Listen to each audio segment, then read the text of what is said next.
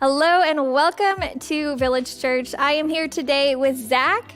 Zach is an incredible person and a good friend, and beyond that, we have the privilege of having him as our online pastor here at Village Church. So it's so good to be with you today, Zach. Yeah. Can you give us a little snapshot into your world of what online church is all about and maybe different stories that you've been hearing? Totally. Well, when we launched our online site about 10 months ago, we had a plan and a way to get people into authentic relationships. But now that we're looking back, over the past 3 or 4 months, we've had people that have met online through Zoom, and they've actually been able to form authentic relationships with each other. I'm getting stories of groups that are meeting for over 3 hours over Zoom. And that's amazing to hear. And that's really our heart for this next season, is that more people would be able to be plugged in, get into relationship with others through community groups. That's incredible. 3 hours on Zoom. Yeah. That's commitment. So can you give us some advice? Just someone sitting in their living room right now, not a part of a community group. It can seem kind of daunting to sign up, fill out a form, and step into a relationship with people you have no idea who they are. Can you give some advice? What to do next or what Yeah, that looks it can like? totally be a daunting task. And you might be thinking, I don't know if I want to let people into my life and actually have an authentic relationship. That's a scary thought. So we want to make sure that you get plugged into the right group and people that you actually become friends with. So we take a very relational approach to that, and we want to get you plugged into your local pastor or myself and walk with you. You might try 2 or 3 different groups before you find the one that actually works for you. So you can go to thisisvillagechurch.com/community groups or email your local pastor if you know who that is. I love that. I love that we genuinely want you to find the best fit possible. And it's so encouraging to hear the different things that are happening in this time. And it's encouraging to see that our family ministries are also thriving. We have Village Kids and Junior Youth that are meeting online on Sundays and throughout the week on demand. We also have Senior Youth and Young Adults. So make sure you check out our website at thisisvillagechurch.com for those different events. And beyond that, we have that form, Next Steps. And on that form, there's a little section at the bottom where you can fill out anything that you want. So make sure you let us know what you're interested in, the different programs or specific questions you have, because we really want to support you the best that we can. So that's thisisvillagechurch.com/next steps. Yeah, make sure you do that. Kristen, let me just pray for our service. Yeah. Jesus, thank you so much for what you're doing in this time. I ask that you would be with every single person as they're watching this. Help them clear their minds of distraction from life that's going on and really focus in on what you're trying to speak to them in the worship and in the service. Jesus, I thank you so much for who you are, and I pray this all in your glorious name. Amen.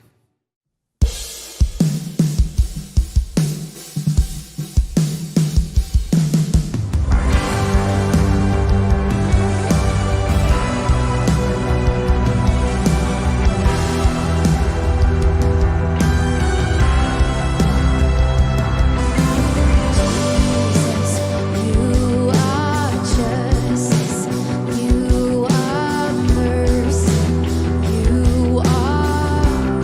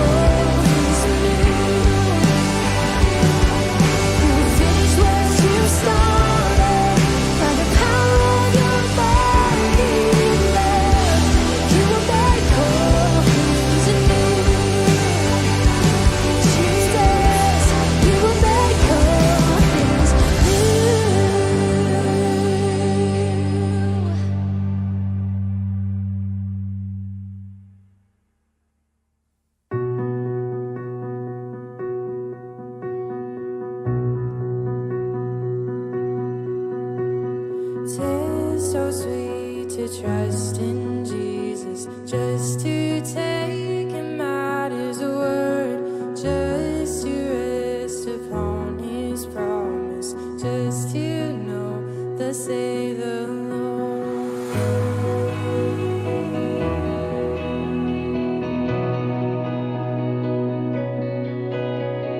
Jesus, Jesus, how I trust him, how I've proved him more and more. Jesus, Jesus, precious Jesus, oh, for grace to trust him more.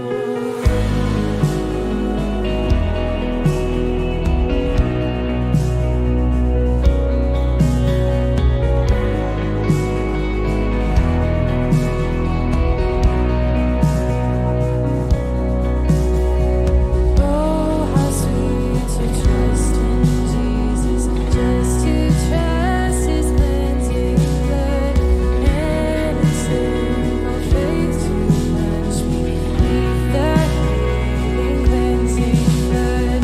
Jesus, Jesus, how I trust him, how I proved him more and more.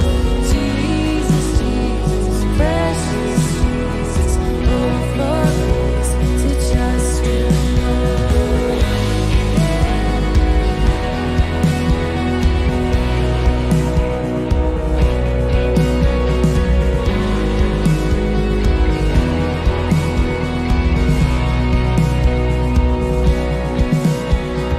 I'm so glad I learned to trust thee, precious Jesus, Savior, friend. And I know that thou art with me, will be with me till Jesus,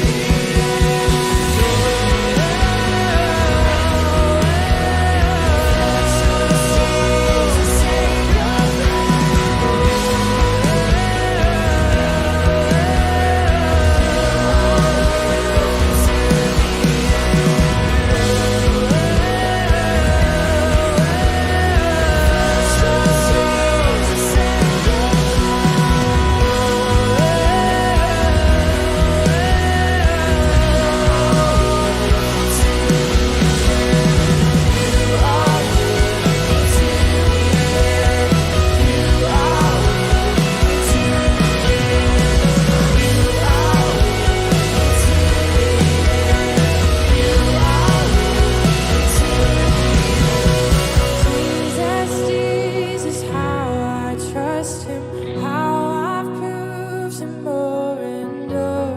Jesus, Jesus, precious Jesus, oh, for grace to trust him more.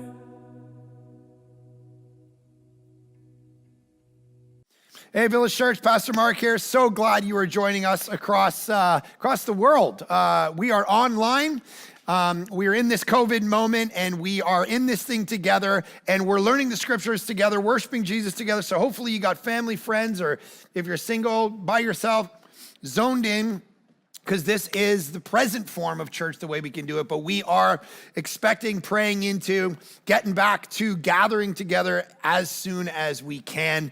And this is going to be the year for that, Lord willing. So we are so jacked that you're here, so jacked that you're part of our church. And we really want you to actually get involved in our church. So rather than just watching the sermons, sign up for community group. Sign up for a ministry. Make sure we know who you are so we can actually shepherd you. Pastor, you have people from all kinds of different provinces and in the United States and different countries around the world. And our online pastor, Pastor Zach, actually takes people and organizes them into groups depending on where you actually are. So if there's 10 of you watching in Wisconsin, for instance, then he'll actually get you guys together so that you can chat and talk and meet up, whatever you need to do. So we want to actually do that. And across Canada, we want people to do that. We plan on planting a couple of churches this year in Winnipeg and Toronto. And so we're super excited about those. And who knows what else is going to happen. We got a couple other things brewing, and we're super excited about the mission of Jesus, because church planting didn't stop, evangelism didn't stop just because of COVID. So glad you're here. If you got a Bible, open it to John chapter 1. We are continuing this on. Last week, we talked about the idea. We started alluding to this idea that there were going to be people that follow Jesus. And now we see it here in verse 37, speaking of the guys who were interested in Jesus before. And it says, they followed Jesus. Jesus turned and saw them following and said to them, what are you seeking? And we ended last time on that awesome question. And they said, Rabbi or Rabboni, all right, for the Italians among us.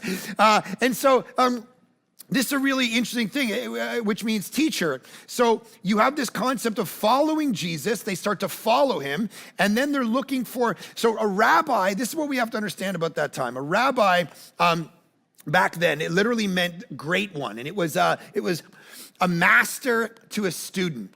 And in that culture, like every culture, they would look to a teacher to define for them what was a priority. It was literally called, you would sit and you would get the dust of your rabbi, because you would follow your rabbi around and they would define life for you, God for you, what you're supposed to do with your life. And so it's like a mentor, like Skywalker had Obi-Wan Kenobi, Frodo has Gandalf, over all these stories have this idea that a mentor pours into a kid or someone underneath them and develops not only the way they think, but the way they behave, what they actually do with their life. And the reason he actually does it, remember, he does this for 3 years. He's their rabbi. Actually, that would have been one of the things, probably quicker than savior. They would have related to Jesus as rabbi. Jan David Heidegger, who's a philosopher, said, the question of leadership is the most important question in the universe.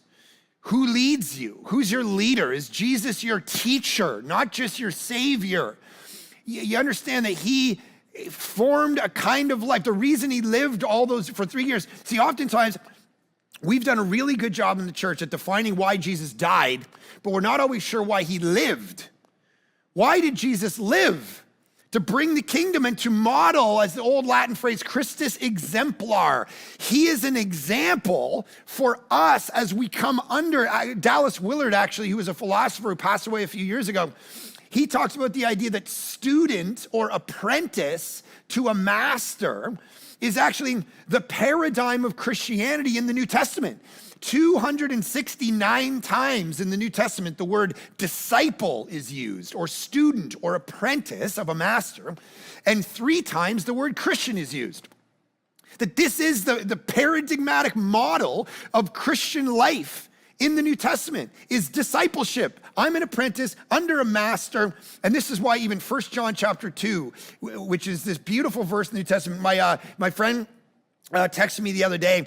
I was sitting studying sermon stuff. It was on a Saturday night, getting ready to preach, and she texted me. It was a little bit ago. Her and her family were out, and they were wrapping all these things for these people in need, and kind of taking pictures of their family doing this work. And I'm kind of sitting at home, working on my stuff, and I'm like, oh yeah, that's actually what Jesus looks like. And so I sent her a text of this verse.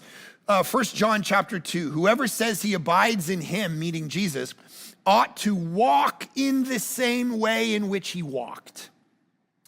There's this exhortation to not just believe in Jesus, guys, but to walk like he walked.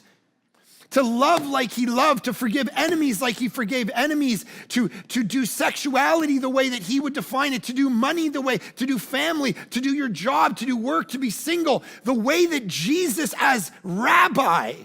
Do you wear the dust of Jesus on your life so much so that people look, and here's what we got to understand about it. It's not like there's Christians and then there's the deluxe version of Christians, which would be disciples, right? And some of you are like, yeah, but I'm a Christian, but maybe I'm not a disciple. That's not how this works. It's not like you go, it's a fast food restaurant and you go and it's like, you want to supersize it? And you go, yeah, I like to supersize it. That's not what a disciple, it's not a supersized version of Christianity. It is the paradigm. It is the question you need to ask your life.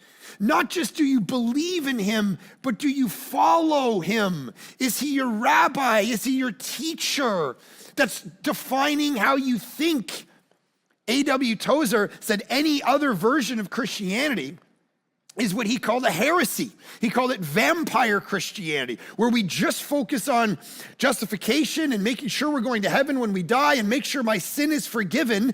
Let me take a bit of your blood, Lord, but not worry about walking with you in the now, about who I'm going to become in the present time.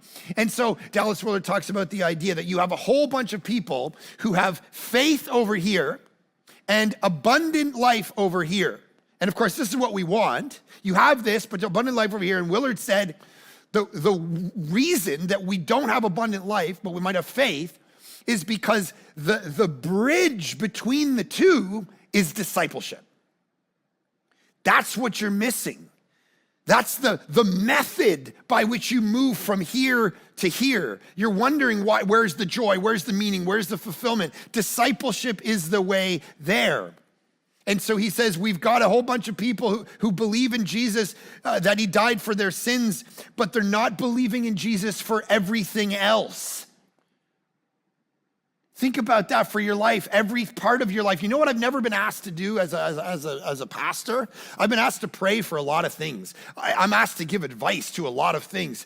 I've never been asked for stock market advice. No one's ever come to me and said, should I take my money from here and put it in this stock? Can we pray about this right now? Can you fast for me? I got a disease I need healed, but I don't have a lot of, should I take this opportunity for a promotion at work? As a pastor, can you pray and fast with me? See, do you bring Jesus into everything? That's what he's trying to say. And so one writer has said this: we have multitudes of professing Christians who may be ready to die for Jesus, but obviously are not ready to live for him. They can hardly get along with themselves, much less others. See, it's this concept. I look at some of you and I think you are courageous enough to die for Christ, but that actually may be easier than what it means to live for him. Because that's going to take sacrifice. That's going to mean obedience. That's going to mean becoming a student, shaping my very life, the character traits. See, that's what spiritual formation is. It might be easier to die for you than to actually live for him. And so why does he do this? Why does he say, follow me? Why does he call these guys to follow? Why does he want them to be their rabbi? Because he knows it's the best thing, not for him and his ego. He's not me on Instagram trying to get more likes. He knows it's the best thing for them. He knows it's the best thing for you. It's the best way your life runs. That's the offer of discipleship. It's the best way. The universe runs best when it's done in the form that God himself does it. This is why it's like a car. I'm so bad at cars. I went in for I was meeting with a banker a little bit ago, and he was asking me about like my assets. I was telling my buddy this the other day. I'd forgotten about it, that he was asking me, and I didn't know anything about it because I don't care about cars. So I'm like, I don't know. He's like, do you own your car? I'm like calling my wife. I'm like, do I own my car? No, I lease my car. And so the gas light goes on, or the oil light. Right now on my truck, there's an oil light. It says you need to change your oil. I don't even know. I've never even done that to a car before. I don't know how these things run, but it's probably best if I get my oil changed. It means the engine's going to run properly. He's going, without trying to look like me, as your teacher, as your rabbi, your life ain't gonna run properly. It's like you're running without oil changes or gas, or you're not paying attention to the details. This is for your good, not my good. That's the point. Now, if we become his followers, then discipleship means that we don't follow anything else in the world ultimately, that we get undiscipled from all other forms of discipleship. And we're being discipled all the time. Every promotion, every marketing scheme, every education piece, every radio, every time we go on the news, we're being discipled. It means to become a learner of, or you're starting to think in those ways. And to become a disciple of Jesus means that we need to be formed, almost deformed away from those ways of the world, so that we can be formed into the ways of Jesus. The ways of the kingdom means we have to come off all of the other ways we're being discipled to the ways of him, off the dominant ideologies of our time. And that means, and this is what's hard about it, there's going to be a cost in real life to us if we follow him. Because of course, later in John, he's going to go, by the way, if they killed me, they're going to kill you. If they persecute me, they're going to persecute you because I'm your rabbi. You're my student in the world, representing what I say and do. Okay, let me give you an example from Canadian politics. All right, now this is not, I'm not telling you I'm a right, conservative, left, liberal. I'm not saying any of that, so save your emails and your tweets. All right, this is just an example and an illustration, okay?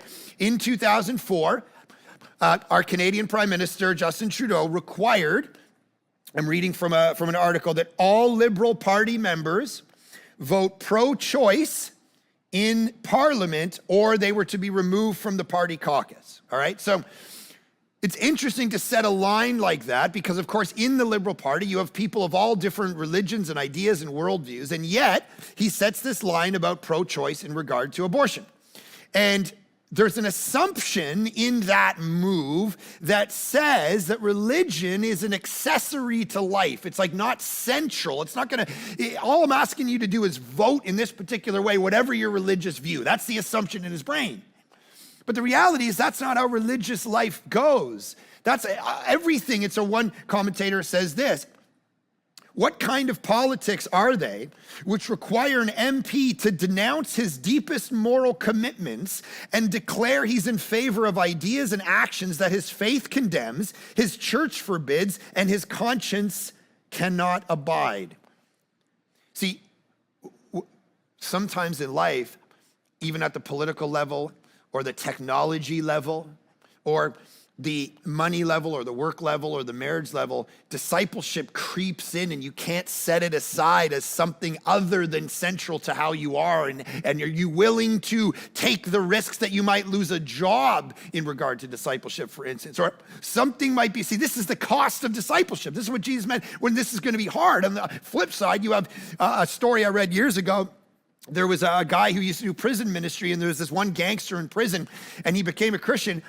And when he got out, he continued to be a gangster. And this guy caught up with him. He's like, what are you doing? He's like, well, I'm just a Christian gangster. There's Christian lawyers, there's Christian rock stars, and now I'm a Christian gangster. And he's like, no, that doesn't work. You can't be like killing people and selling drugs and being pimping out prostitutes and be a Christian at the same time. And the comment was he wanted to be a Christianized version of what he already was and was determined to remain. That's not discipleship. That's what's hard and beautiful about what Christianity offers. It's not just a belief system. It gets down to the level of who you are and how you are in the world. And if we aren't willing to go, this stuff affects my life, then I'm not sure we're Christians. I'll give you an example of this. I was doing marriage counseling a few years ago with this couple, and they're kind of going through struggles, and the wife had said, there's a few things I need you to stop doing. You got to stop doing this, stop doing this, stop doing this. And the third thing was, I need you to stop hanging out with this particular guy. You hang out with him, he's a bad influence on your life. I don't want you hanging out with him anymore. No hanging out with Jason. So the guy's like, okay, fine. And then month 1, month 2, month 3, I keep checking in with them. And he keeps telling me, oh, but Jason needs me. She keeps getting mad at me, but I keep hanging out with Jason. So he wanted to say two things at the same time. On the one hand, he wanted to say, I will do anything to fight for my marriage. On the other hand, he couldn't stop hanging out with his bro, Jason. And it's like, hey, then you won't do anything to save your marriage because your wife has just asked you to stop hanging out with Jason. You see, discipleship of Jesus doesn't mean just beliefs, it means obedience. It means not that your belief system changes, it's your behavioral, actional. And this is why Jesus is going, listen, sometimes the way into the kingdom is a formation of a life, a deformation off the dominant ideologies of the world, and a reformation of your entire life around me. Is that your life yet? Have you taken Jesus on as following him, rabbi and teacher? So then it says this, where are you? Pick up the rest of the story. Verse 39, where are you staying? They said. And he said to them, come and you will see. So they came and saw where he was staying, and they stayed with him that day, for it was about the 10th hour.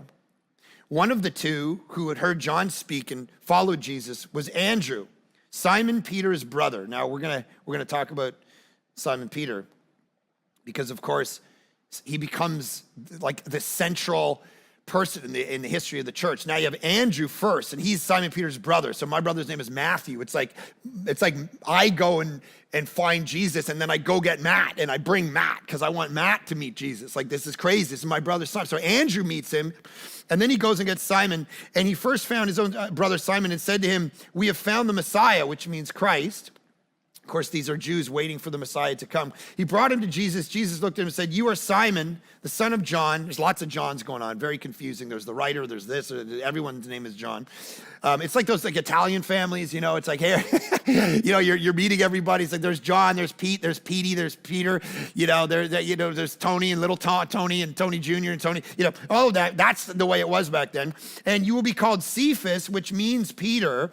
And this word is the word Petros, which means rock. All right. And so he says, you are Simon. I'll get back to that in a second. But what I love about honing in on Simon Peter for a few minutes is it raises the question, when we talk about all this discipleship stuff, it raises the question for me, who qualifies to be a disciple of Jesus? Because some of you are sitting there going, I'm a disaster. You don't know the pornography I looked at last night. You don't know the mistakes I made. You don't know what I'm hiding from my spouse. You don't know how I spend my money. You don't know that I'm part of a different religion. You don't know that I go to psychics and try to figure out you don't know about all the secret things that I do. What kind of, you don't know who I maybe murdered. Like, there's people all through the Bible who murdered. I mean, maybe you're racist. Maybe you know these things about you, and you're saying, it's great to say I'm supposed to be a disciple, but you don't know who I am, man. I'm not good enough. And Peter is going to give you the encouragement that you need. The imperfect person qualifies.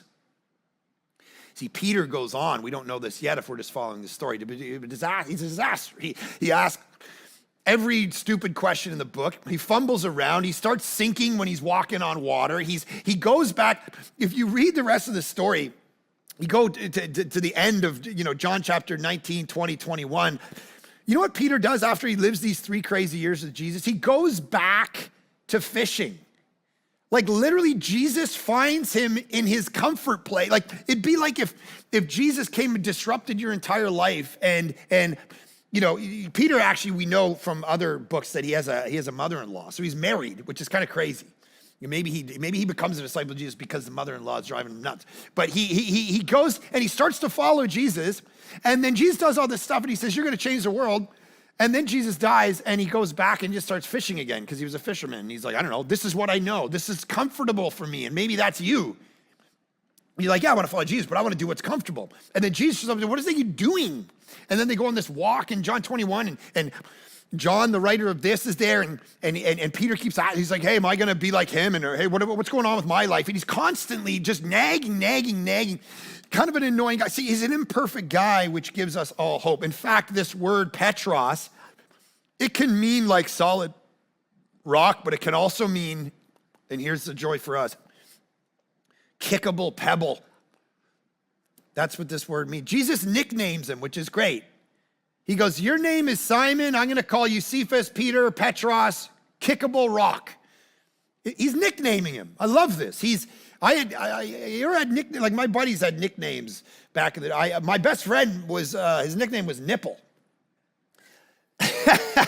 His nickname was Nipple. So yeah, you don't really realize till you haven't said the word nipple a lot that, like, kind of a weird thing to say 28 times a day.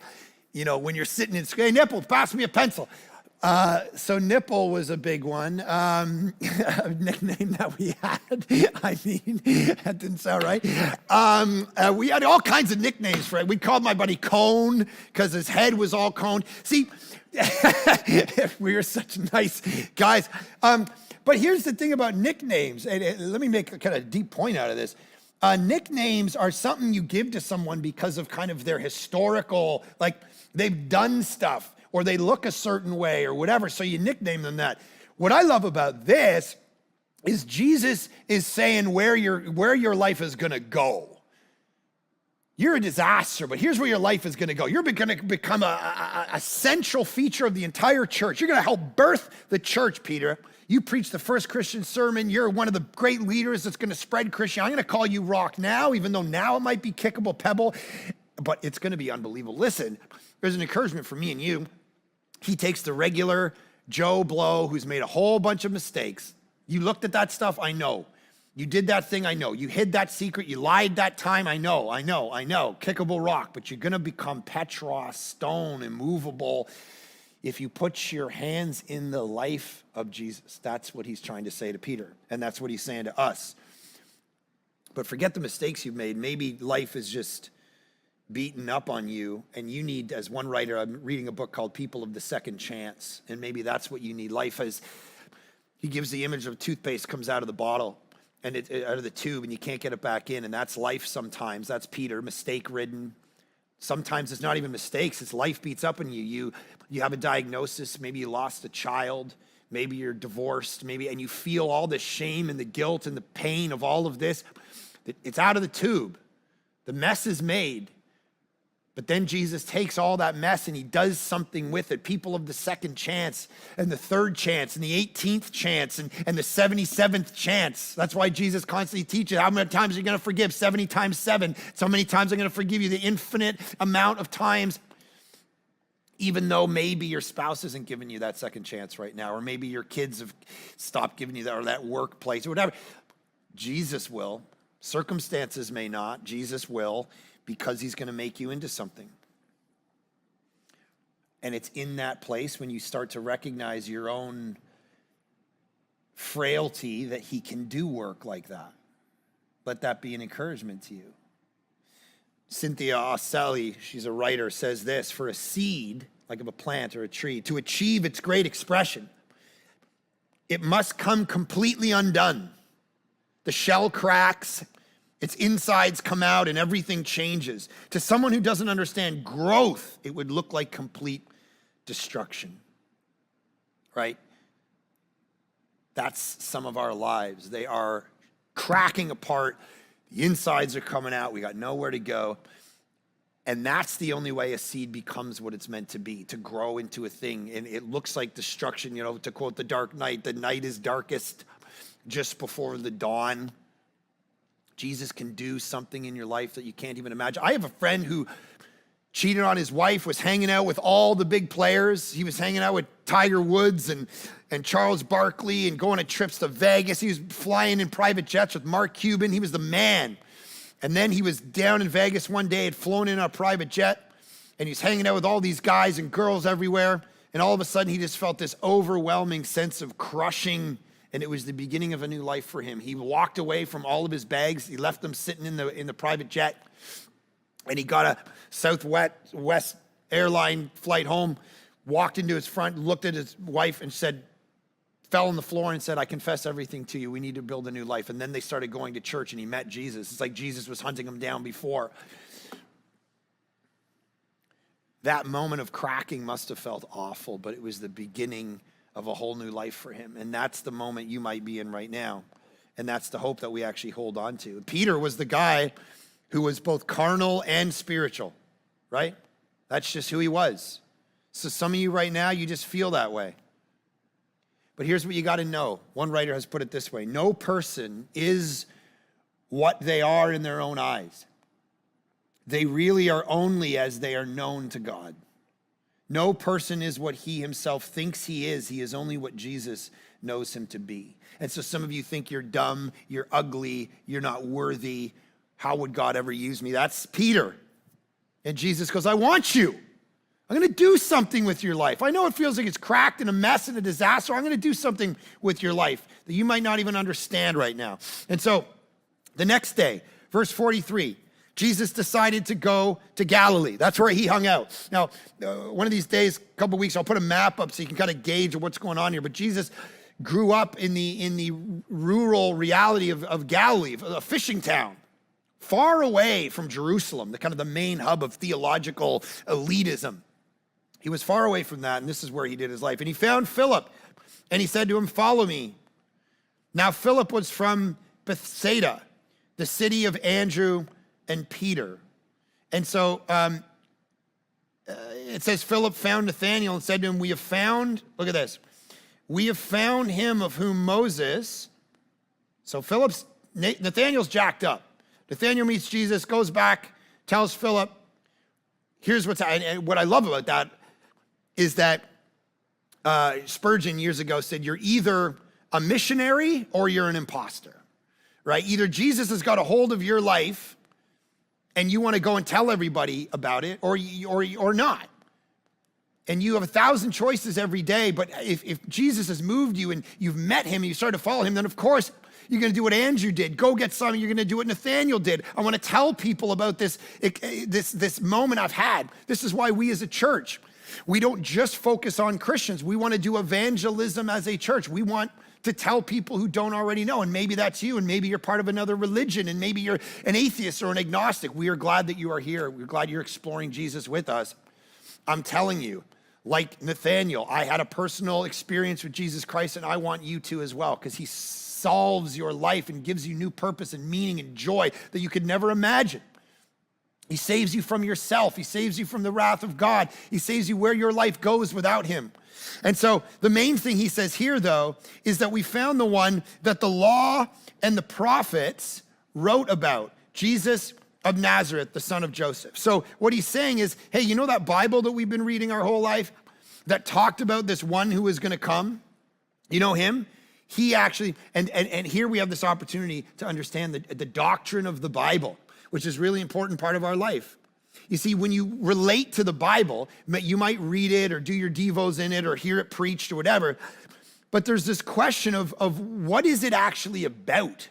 That's a pretty foundational. What is the Bible about? And oftentimes, those of you raised in the church, you hear that the Bible is about you, right? You're not courageous, so be courageous like David. Slay the giants in your life. Slay the fear, be like Abraham. Have some faith. Be like Esther. Be a leader who can, we do all this stuff and then we start to read it and we start to get discouraged because then we're like, we're none of these people. The Bible doesn't seem to have a place for people like me, and that's to misunderstand. It's like I was talking to my assistant, Erin, a couple months ago, and she had brought her daughter into the office, her little daughter, Vanna, and Vanna was sitting outside our office, and me and Erin had this meeting for half an hour inside my office. And of course, I talk, animated in life, right? And I talk, my volume may not be as low as some people, and everything's like a big deal, and everything's like said like apocalyptically in my life. And so I'm telling stories, and we're doing something as easy as booking calendars, and I'm reading. And she goes home, and Vanna looks at her in the car, and she said, "Mommy, why does that man yell at you?" And I felt terrible, right? What a terrible model. Why would you yell at a woman? But it's like, it's just how I talk. I just yell all the time. And so that's a misread of what was going on. It's a misinterpretation. And the reality is, some of you misinterpret what the Bible's about to far more of a destructive reality in your life. Because ultimately, look at what he says here. The law and the prophets, they wrote about, what the law and the prophets, what did they write about? Jesus. Either the Bible is about you or it's about him. And if it's about him and not you, it changes everything. Because how many people have walked away from the church thinking the Bible is basically saying you can never live up to me? Stop smoking. Stop looking at that. Stop spending like that. Stop thinking like that. Stop gossiping like that. And crush. And we leave. Because we know we can't. I did young adult ministry for 6 years. How many of them left the church because the Bible seemed to be saying a whole bunch of stuff they didn't want to do with their life at all, and I don't want to be part of it. That's if the Bible's about you. But if he's right, and the Bible's about Jesus, then the whole thing changes. Because it's about the fact that Jesus had to be courageous for you because you're not. And it's about the fact that you're not supposed to be David. Jesus was David for you. See, there's a writer. He points this out in this in this great way where he talks about Jesus as the true and better. One of my daughter's books, it's called the Jesus Storybook Bible, and the sub kind of point is every story whispers his name, right? The idea that the gospel weaves itself through the whole Bible. And this one writer puts it this way: Jesus is the true and better Adam, who passed the test in the garden, and whose obedience is imputed to us. Jesus is the true and better Abraham, who answered the call of God to leave all the comfortable and familiar and to go out into the void, not knowing whither he went to create a new people of God. Jesus is the true and better Isaac, who was not just offered up by his father on the mount, but was truly sacrificed for us. And when God said to Abraham, now I know you love me because you did not withhold your son, your only son whom you love from me. Now we can look at God taking his son up the mountain and sacrificing him and say, now we know that you love us because you did not withhold your son, your only son whom you love from us. Jesus is the true and better Joseph, who at the right hand of the king forgives those who betrayed him and sold him and uses his new power to save them. Jesus is the true and better Jonah, who was cast out into the storm so that we could be brought in. Jesus is the real rock of Moses, the real Passover lamb, the real temple, the true prophet, the true priest, the true king, the true sacrifice, the true light, the true bread. See, the Bible's not about you. That's what he's realizing. The Bible's about him. And because it's about him, we find salvation in him that changes everything. And so it says, Nathanael said to him, I love this line. Look at this. Look at this. Can anything good come out of Nazareth? Mic drop jerk. Hey, Nathanael, we found the Messiah. Oh yeah? Where's he hanging out? Oh, he's like born in Bethlehem, Nazareth. Ah, that's a dump. Hicktown, as one writer says, they probably think pro wrestling is real and eat Hot Pockets a lot. Hicktown, Nazareth, nothing good can come out of there. Not the right guy. This is what our challenge is, and it's beautiful. We tend to follow royalty and cool people and politicians and good-looking people and people who have lots of followers. This is what we do. And he goes, oh, he's from the slum. He's from Calcutta. He's from Haiti. What good can come from those places? I look back at my own life. What good can come of my life? Can anything good come out of Ajax? That's where I'm from. Ajax, Ontario. Not exactly the elite town of Canada. Our claim to fame is my buddies were in a band called Sum 41. All right, they were all my buddies in high school. So Sum 41 came out of Ajax. Ding! All right, what good can come out of, it's not the highest economic class in the world. My parents were divorced. My dad was a deadbeat. I got into drugs when I was young, stealing stuff. What good can come out of a life that starts like that, a place like Ajax? People look at me now, even my marriage. My wife posted these pictures the other day on her Instagram account about our dating years. What is that? It's like she's doing her ventriloquist act here. All right, she looks like she's a towering giant, and I'm a child that just came out of the cradle. We're dating right here. I'm 20 years old. I look like I'm 49 pounds and, prepubescent. But the reality, look at it. It's crazy. Now, it's just the way she happened to be sitting. But people look at that and they go, how does she with you? Which continues to be the question. How is it possible that this woman is, how good must my skills be, to keep this woman near to me? Look at this. This is our honeymoon. What am I wearing? I'm wearing parachutes on my legs, and my socks, my legs are sticks. What's happening? How is this possible? Can any good come out of Ajax? How is it even possible? Can anything good come out of Nazareth?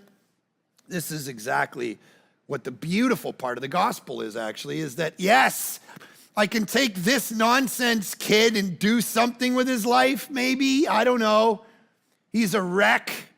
Look at those socks and the pants. Maybe I'll do something with him. I don't know.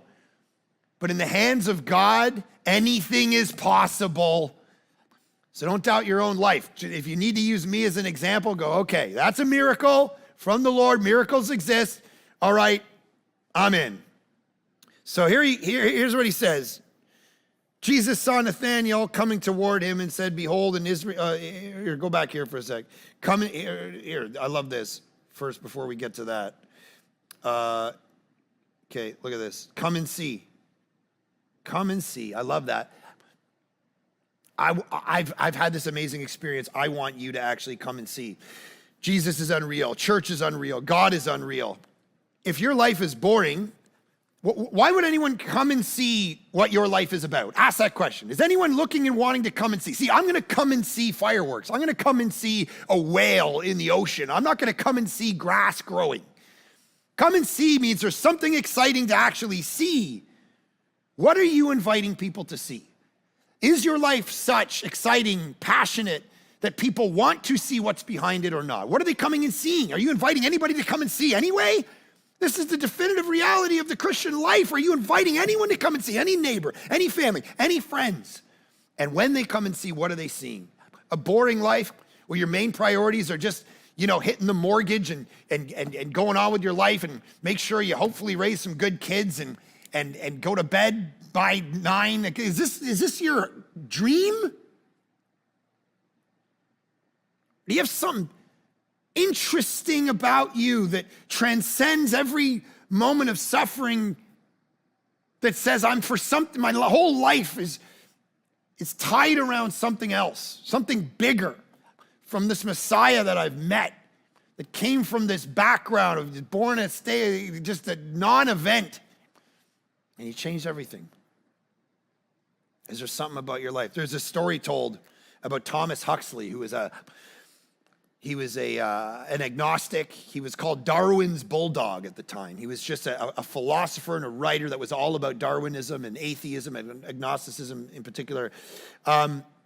He didn't go to church. He made fun of people who did. But one day he was walking. It was a Sunday, and all of his friends had gone to church, and he found a guy. He was walking to church, and he said, I want you to come in my house, and I want you to tell me about Christianity. Tell me about Jesus. Tell me about this God that you follow. And the guy knew who Thomas Huxley was. And he said, I can't argue with you about Christianity. And Huxley's like, no, I don't want you to argue with me. I want you to just come in the house. We'll have some tea. And I want you to tell me specifically your life and what you love, what Christ means to you. I'm not here to argue. I just want to know what Christ means to you. And the man spent the afternoon telling Huxley all about his life and what Jesus meant to him. And the story is, I was reading in a book, it says, Huxley, with tears at the end of the conversation, said these words, I would give my right hand if only I could believe that. He didn't argue, Huxley. It wasn't clever argument. It was, let me tell you what Jesus has done in my life, the value of it. That's what people are going to believe, guys. And every single one of you can do that. You don't have to be brilliant to tell people what Christ means to you, to show them his worth, to show them his value. Now, let me end by focusing in on this word within a word, see. Come and see. See has, it's a theme in itself in the Gospel of John. We want to see. In John chapter 20, you see the writer of this book and Simon Peter, and they're running to the tomb. And it says in verse 3, so Peter went out with the other disciple, and they were going toward the tomb. Both of them were running together, but the other disciple outran Peter and reached the tomb first. And we find out later that the other disciple is John. He's the guy writing this. So he's kind of doing like, I was a faster runner than Peter, no big deal. And then he said, they get in, they stoop down, and they look, and it says, if you read it, he says, he saw the linen cloths lying there, but he did not go in. Then Simon Peter came following him and went into the tomb. He saw the linen cloths lying there and the face cloths which had been on Jesus' head, not lying with the linen cloths. Then the other disciple who had reached the tomb first also went, and he saw 3 times and believed. And we start to understand the way John uses words. He wants you to come and see, but he wants you to see. Like, not just see Jesus, like some of you are right now, but see him. Like, see and believe. Come and see. But I don't want you to just look at data. I want you to value him. I want you to treasure him. I want you to believe in him. I want you to have faith in him. This is literally a couple verses later what John tells us the purpose of him writing the whole book is. In John chapter 20, in verse 31, he says, but these are written so that you may believe that Jesus is the Christ, the Son of God, and that by believing you have life in his name. I want you to have faith. I want you to believe. Now, let me just tell you something. Sometimes I want to talk, some of you right now, you're like, yeah, but I'm looking at the data, and I'm just not convinced that I got to continue thinking, and that's good, that's beautiful. But there is going to come a point, I'll give you a warning. There's going to come a point where what your reason will have to give way to something. And here's my example of this. I drew on this before we started so you can see. You see these two arrows? So if you look at these two arrows, just tell the people around you which one has the longer line in the middle, the bottom or the top. Bottom or the top, which line is longer in the middle? Of course, we look at it, the bottom. Bottom looks longer, looks like that line. The reality is both of those middle lines are the exact same size. One just looks longer than the other. And I was reading a psychology book the other day, and they made this point and said, sometimes we can't trust our senses. Sometimes we have to actually come to a point where we don't trust our senses. Where sometimes they're giving us data that seems to be one way, but we've got to understand that it's not actually that way. We have to go beyond it. We have to see, but then we got to see, because sometimes our brains can play tricks on us. I was reading the story of Air France 447 the other day, May 31st, 2009, look it up. Crashed with 240 or 50 passengers, went into the ocean, and they have the black box tape. And the black box tape is the pilots all fighting each other because all of the data seems to be saying that they were going down, and he kept pulling the nose up and up. And as he pulled the nose up, the plane would start saying it's gonna stall. And he thought he was only at kind of almost going thing, but he was at this high pitch. And then the plane started, and as he's going, he thought he was pulling up, but he was actually pushing it down, and they're all arguing, and you hear the black, what are you doing? What are you doing? You need to pull up. He's like, I'm pulling up. And the plane just continued to go down at 10,000 feet per minute. And they all argue for 10 minutes in the plane, trying to figure out what's going on, until finally the clouds clear, they see the ocean, and you just hear the guy say, what's happening? And it's over. Brilliant minds. All the math seemed to be right. All the instruments seemed to be telling one story, but all the senses were wrong. They did what psychologists call cognitive tunneling, and instead of thinking, they were reacting. Psychologists tell us there's a world of difference between thinking and evaluating something through a clear heart and a clear mind and reacting. And my fear for some of us is that you're not coming and seeing the evidence and the offer, you're reacting to it, and it's skewing you, that could end up in disaster. And so the offer of John is continuously what it is, and the offer of Village Church to you is continuously what it is. At some point you have faith in Jesus. It's a bit of a leap. You run the ramp of reason and take the leap of faith.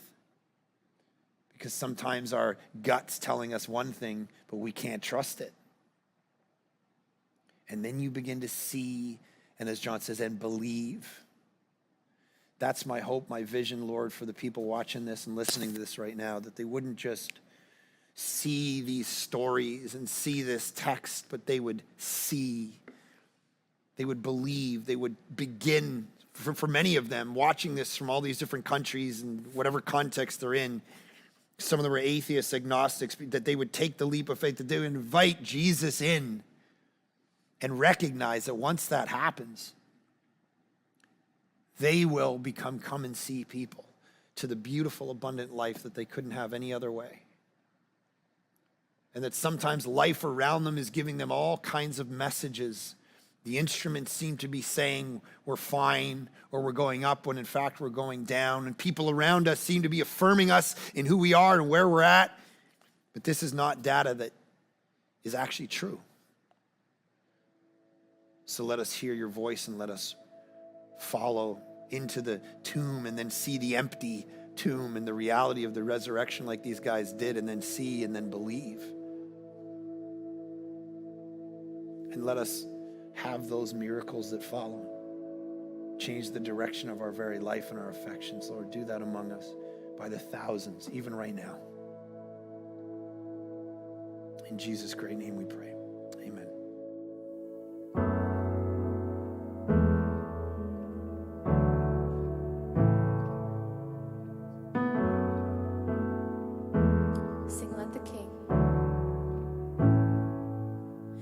Let the King of my heart be the mountain where I run, the fountain I drink from. Oh, he is my song. And let the King of my heart be the shadow where I hide, the ransom for my life. Oh, he is my song. 'Cause you are good, good.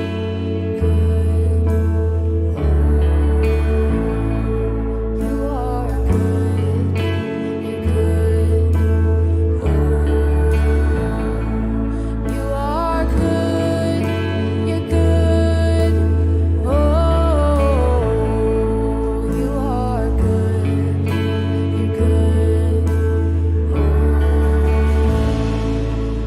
Let the King of my heart be the wind inside my sails, the anchor in the waves. Oh, he is my song.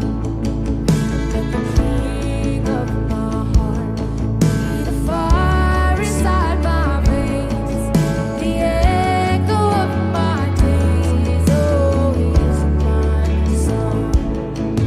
Let the King of my heart be the wind inside my sails, the anchor in the waves. Oh, he is my song. Let the King of my heart be the fire inside my veins, the echo of my days. Oh, he is my song.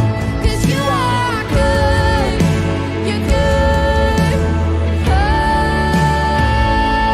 you are good, you're good. Oh, you are good, you're good. Oh, you are good, you're good.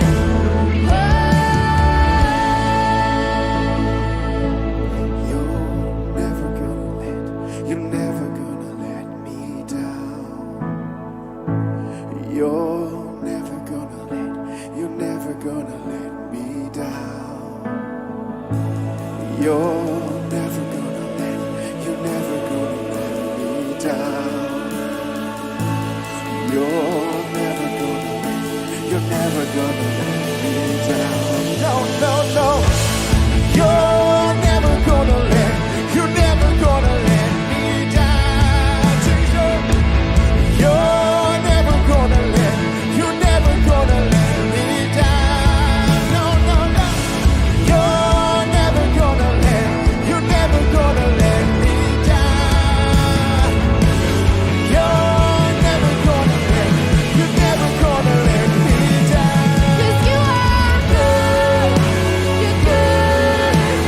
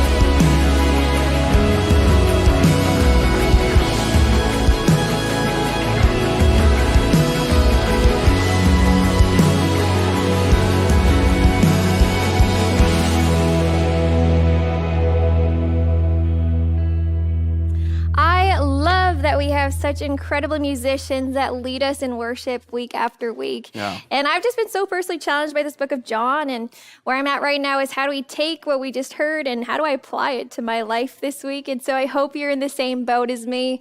And thank you again for joining us today. Yeah, and I want to personally thank you for partnering with us. None of this would be possible without your financial partnership. And if you'd like to give, you can do so by going to thisisvillagechurch.com/give or text Village Church to 77977. Thank you so much for joining us.